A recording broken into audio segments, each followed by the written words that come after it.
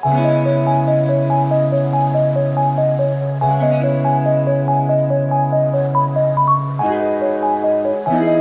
assalamualaikum warahmatullahi wabarakatuh. Alhamdulillah rabbil alamin wa bihi nasta'in wa ala umuruddin waddin wa salatu wassalamu ala asrofil anbiya'i wal mursalin wa ala alihi wa sahbihi ajma'in. Perkenalkan, nama saya Evan Kusuma Jaya Saputra selaku moderator dalam presentasi pada kali ini, dan ada beberapa rekan saya yaitu ada Dera Yulia dan ada Bella Astora. Dan untuk mempersingkat waktu, pada sang pemateri pertama saya persilakan. Baik, saya akan menjelaskan tentang visi dan misi dari PT PLN. Yang pertama, visinya yaitu menjadi perusahaan listrik terkemuka se-Asia Tenggara dan pilihan pelanggan untuk solusi energi.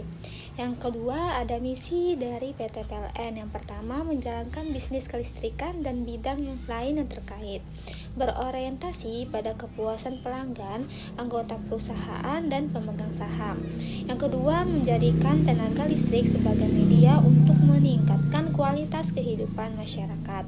Yang ketiga, mengupayakan agar tenaga listrik menjadi pendorong kegiatan ekonomi. Yang keempat, menjalankan kegiatan usaha yang berwawasan lingkungan.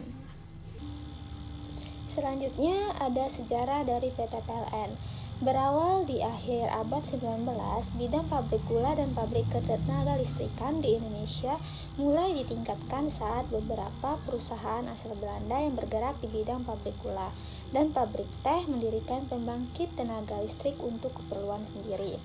Antara tahun 1942 sampai 1945 terjadi peralihan pengelolaan perusahaan-perusahaan Belanda tersebut oleh Jepang.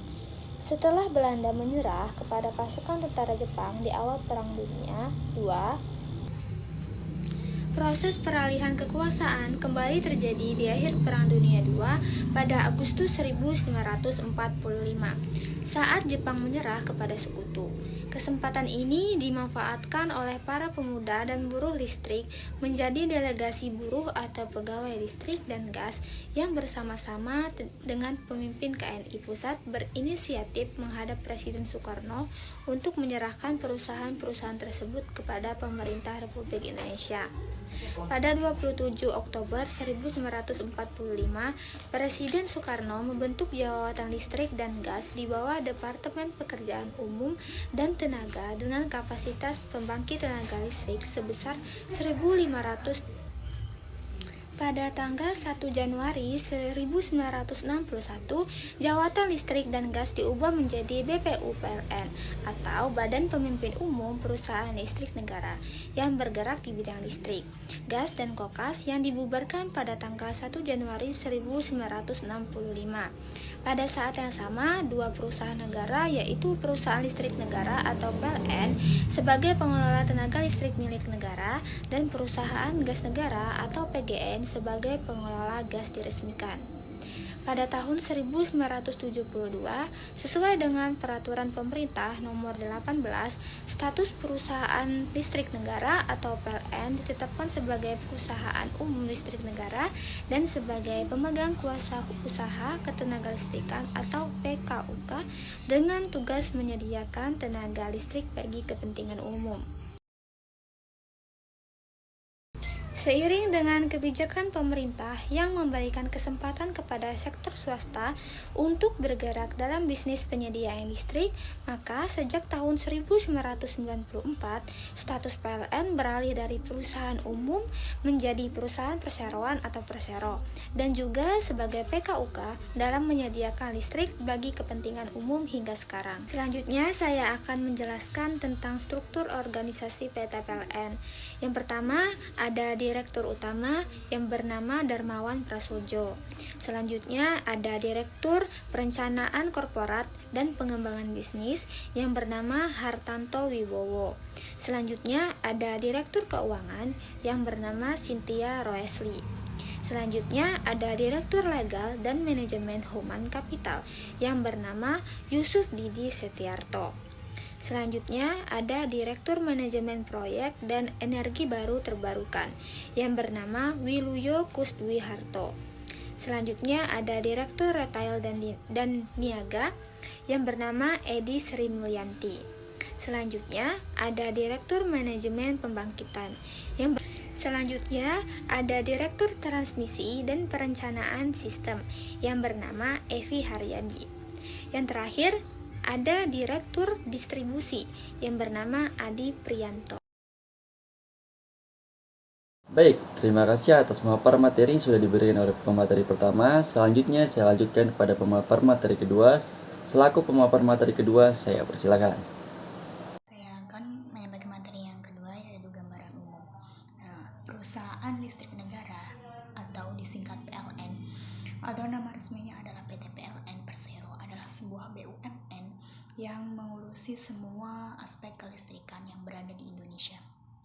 Berawal dari akhir abad ke-19, perkembangan ketenaga listrikan di Indonesia mulai ditingkatkan saat beberapa perusahaan asal Belanda yang bergerak di bidang pabrik gula dan pabrik teh mendirikan pembangkit listrik untuk keperluan sendiri.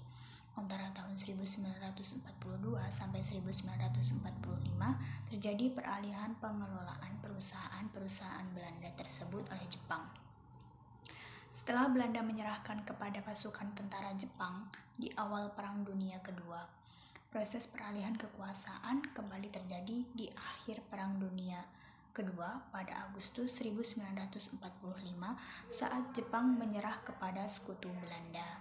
Kesempatan ini dimanfaatkan oleh para pemuda dan buruh listrik melalui delegasi buruh atau pegawai listrik dan gas bersama-sama dengan pimpinan KNI pusat berinisiatif menghadap Presiden Soekarno untuk menyerahkan perusahaan-perusahaan tersebut kepada pemerintah Republik Indonesia pada tanggal 27 Oktober 1945. Presiden Soekarno membentuk Jawatan Listrik dan Gas di bawah Departemen Pekerjaan Umum dan Tenaga dengan kapasitas pembangkit tenaga listrik sebesar 157,5 MW pada tanggal 1 Januari 1961. Jawatan Listrik dan Gas diubah menjadi BPUPLN atau Badan Pimpinan Umum Perusahaan Listrik Negara yang bergerak di bidang listrik, gas, dan kokas yang dibubarkan pada tanggal 1 Januari 1965. Pada saat yang sama, dua perusahaan negara yaitu Perusahaan Listrik Negara atau PLN sebagai pengelolaan tenaga listrik memiliki negara dan Perusahaan Gas Negara atau PGN sebagai pengelolaan gas diresmikan. Pada tahun 1972 sesuai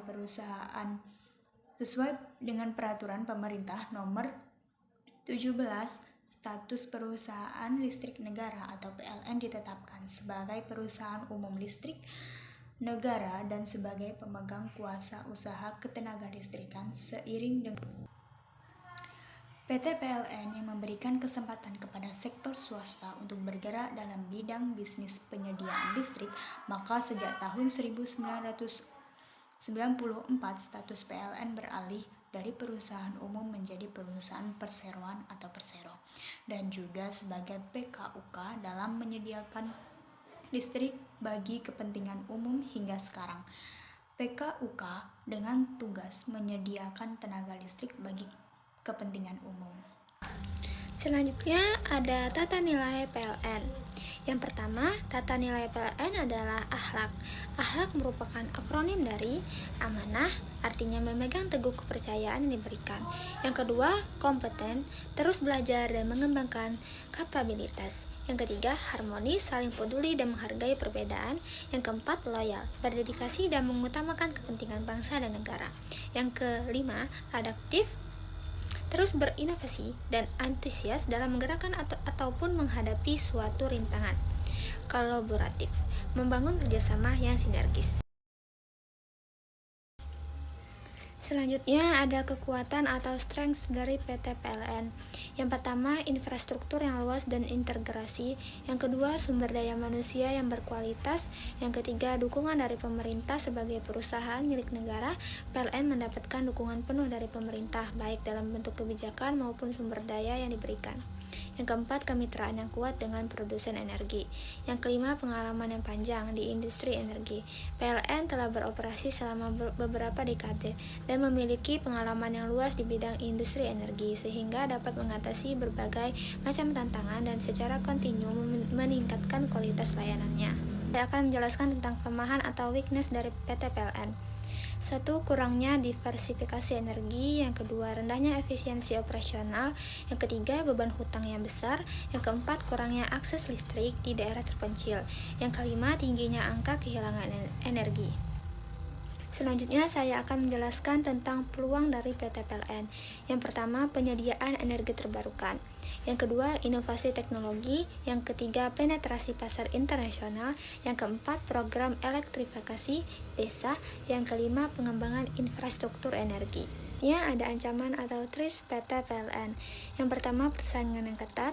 PLN menghadapi persaingan yang ketat dari perusahaan swasta dalam menyediakan pasokan listrik. Yang kedua, regulasi yang ketat.